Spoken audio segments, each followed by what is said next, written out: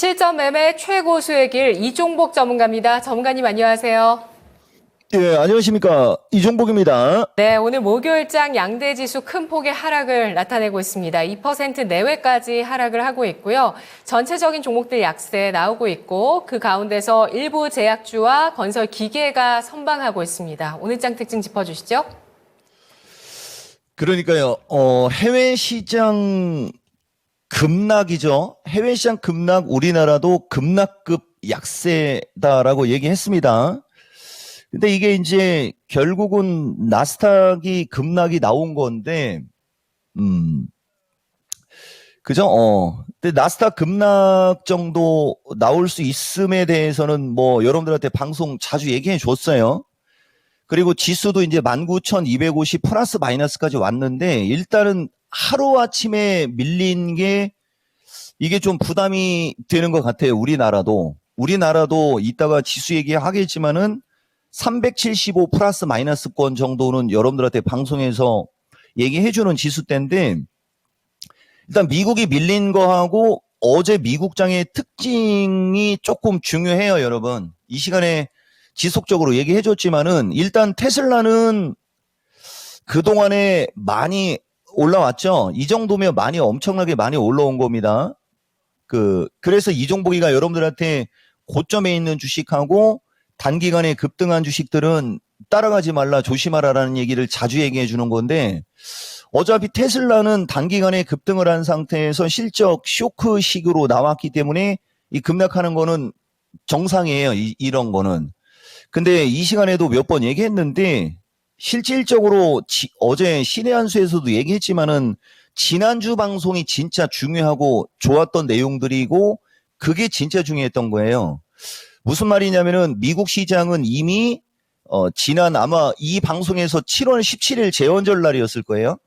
마이크로소프트, 그다음에 애플도 조만간에 밀릴 거고, 그다음에 엔비디아가 문제입니다. 이거 지금 미국은 엔비디아가 문제고, 결국은 아마존이나 알파벳 등 7개 미국 주식들이 늘어지고 있다, 뭐 이런 얘기 좀 했어요. 그러다가 이제 어제 요때다라고 하고서 이제 다 한 방에 이제 밀린 건데, TSMC도 추세는 살아 있어요. 다만 이제 너무 많이 올라간 거, 항상 얘기하지만 이렇게 너무 많이 올라간 상태에서 조정을 한 방에 확 받아버리면은 심리적으로 꺾이는 것 때문에 아마 이제 좀 거시기 할 거예요. 그래서 어쨌든 간에 이 미국 시장은 이번 주도 지속적으로 나오고 아마 8월 달인가에 엔비디아 실적 발표가 나오면서 끝날 거거든요. 근데 어차피 얘네들 실적이 기대감에 의해서 아니면 실적이 좋아서 이렇게 많이 올라간 거거든요. 그러니까 실적은 반드시 엄청 좋게 나와야 돼요.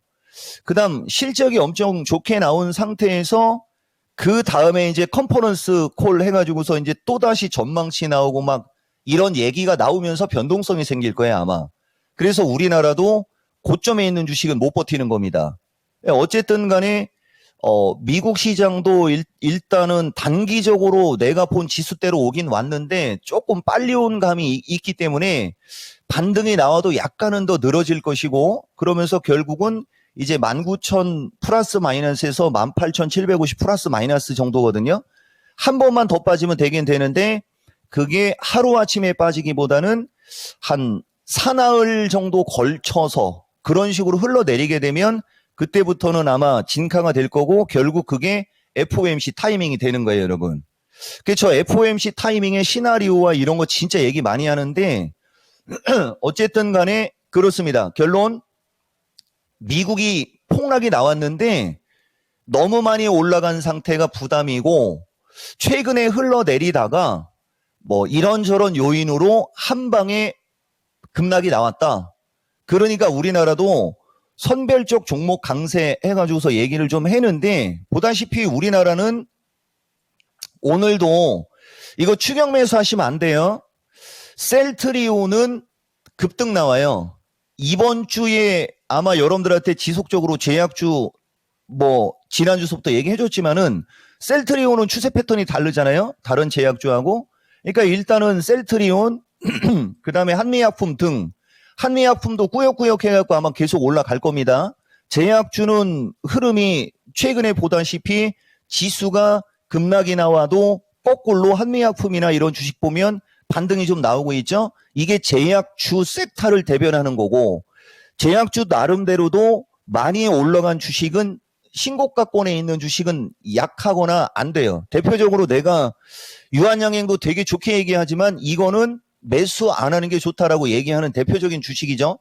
나빠서가 아니고 너무 많이 올라서. 그래서 제약주 양호하고, 그다음에 기계류도 마찬가지인데 건설 기계류는 뉴스에 의해서 변동성이 크니까 고점에 있을 때는 따라가지 않는 게 좋겠고, 어쨌든 좌우당간 건설이나 건설 기계 쪽 흐름 양호한 게 지금 시장의 특징이고요. 그다음에 이제 문제는 나머지인데, 오늘장 하이닉스 가지고 한 코멘트 드려볼게요, 여러분. 반도체, 2차 전지, AI 등 이제 종목들이 흘러내리는 걸 특징으로 잡아서 얘기해 주는 거예요. 하이닉스가 실적 발표가 나왔거든요. 근데 실적이 엄청 좋게 나왔는데도 지금 보다시피 급락이 나옵니다. 하이닉스는 단 한 번도 61선을 깨지 않거나 61선에 버팅기다가 올라간 경향이 강했지만은 25만 닉스 언저리를 줬기 때문에 약한 거거든요. 이제 조만간에 기술적 반등이 나올 수는 있겠죠. 그렇지만 하이닉스를 내가 얘기하고자 하는 것은 결국 실적이 되게 좋게 나왔는데 급락이 나오고 있어요. 그 실적이 좋은 게 먼저 반영이 돼서 주가가 올라온 거죠. 그리고 미국장 종목들 엔비디아서부터 이쪽이 약세가 나오니까 결국은 물량을 받을 수밖에 없다, 이렇게 얘기가 들어가는 거고, 하이닉스에 비해서 상대적으로 삼성전자는 덜 빠지는 것은 상대적으로 삼성전자가 하이닉스에 비해 덜 올라갔죠.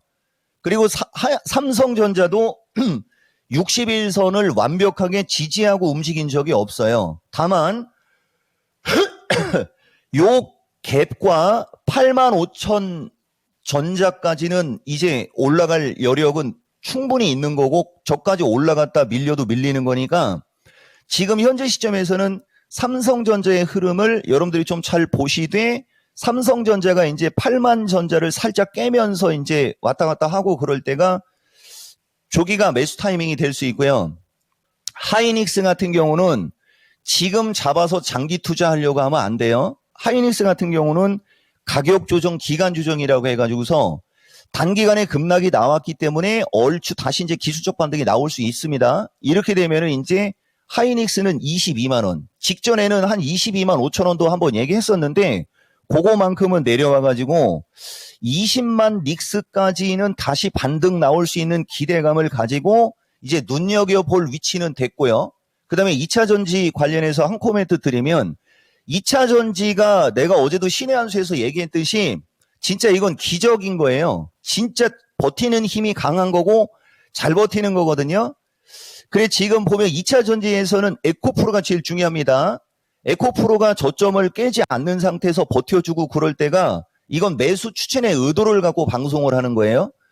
최근에 분기로 놓고 봤을 때, 그러니까 4, 5, 6월 달 그 분기를 얘기하는 거예요. 분기로 놓고 봤을 때 지수의 변동과 흐름으로 봐서 전체적으로 특히 신고가권 주식은 조심하셔야 됩니다.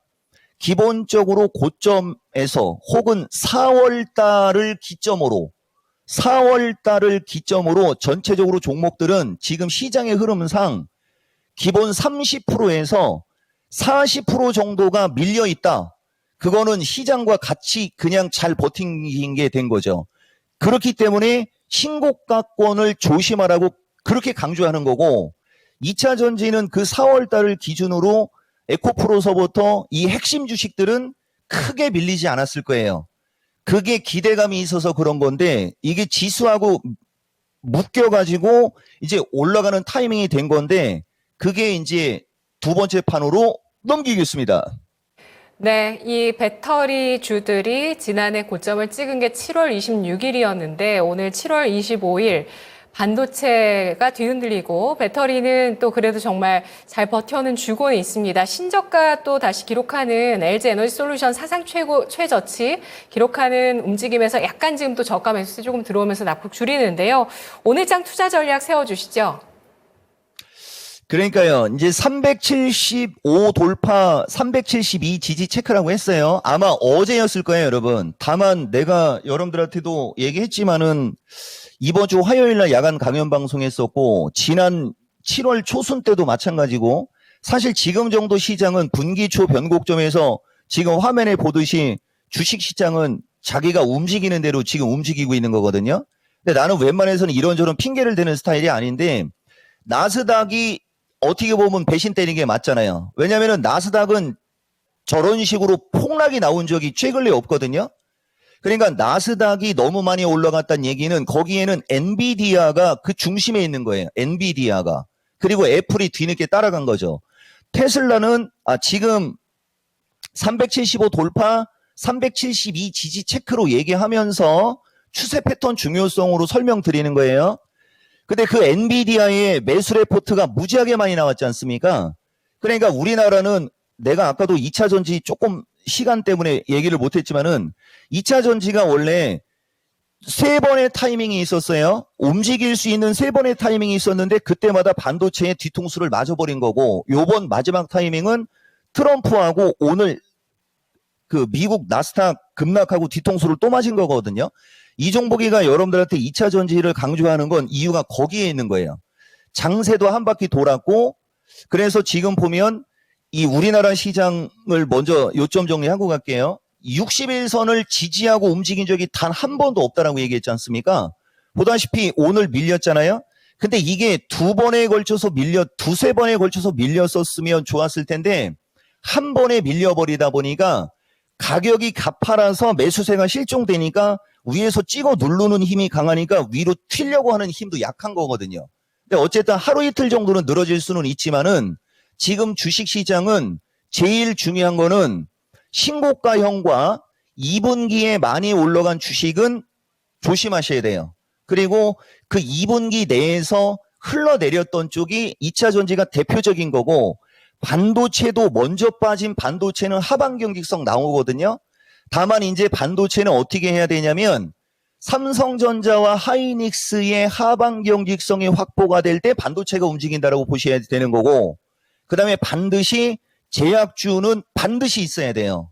이렇게 되면은 여러분들한테 충분히 의사 전달됐을 것 같고 신고가형 주식은 관심을 갖지 않는 게 진짜 중요하다. 그리고 2차 전지는 흘러내리는 것이지 뭐 나빠 보이지 않는다. 에코프로가 가장 중요합니다. 포스코 홀딩스하고 이렇게 말씀드리겠습니다. 네, 알겠습니다. 실적 발표 이후에 움직임 많이들 좀 궁금해 하시고요. SK 하이닉스도 오늘 발표하고 나서 이렇게 빠지다 보니까요. 다음 주에 마이크로소프트, 엔비디아 실적 발표 만약에 약간이라도 미스나면 시장 더 좀 하방 압력 있는 거 아니냐 이런 우려도 하시는데요. 간단하게 좀 한 말씀 주신다면 어떠실까요? 글쎄 그런 거 다음 주 거는 미스터 진단도 있고 이따가 랭킹쇼도 있는데 만약에 그렇게 실적 발표가 나와서 한 번 더 흘러내린다라는 생각을 가지는 거는 좀 그렇고 지금 먼저 빠지고 있는 걸로 오히려 그 실적 발표가 나왔을 때가 저점이 나올 수도 있다라고 일단은 한번 말씀드려 보겠습니다. 알겠습니다. 밤사이 나스닥의 큰 폭의 하락, 네, 이런 부분들 나중에 부담을 좀 제어할 수 있는 요소가 될 것인지 잘 지켜보겠습니다. 분석 잘 들었습니다. 예, 고맙습니다. 1시 45분에 보겠습니다. 네, 실전 매매 최고수의 길, 추세 패턴의 중요성 전략 알아봤습니다.